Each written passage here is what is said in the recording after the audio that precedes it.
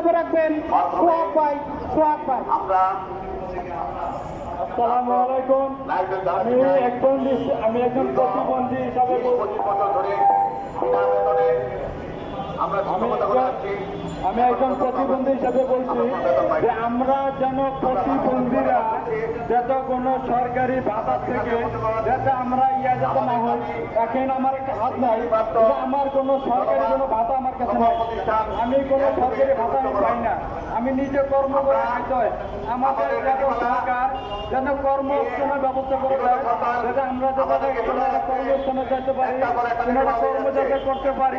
এই জন্য আমরা সরকারের কাছে দৃষ্টি আকর্ষণ করে বলছি যে সরকার যাতে আমাদের এই আবেদনটা যাতে সরকার কার্যকর করে নেয়, যাতে আমরা সরকারের কাছে যাতে আমরা প্রতিবন্ধীরা কোনো ভাতা থেকে যাতে বঞ্চিত না হই, যাতে আমরা সরকারের আমাকে প্রতিবন্ধীদের একটা টাকা নির্ধারিত করে দেয়, সেই টাকাটা সরকার ব্যবসা করুন।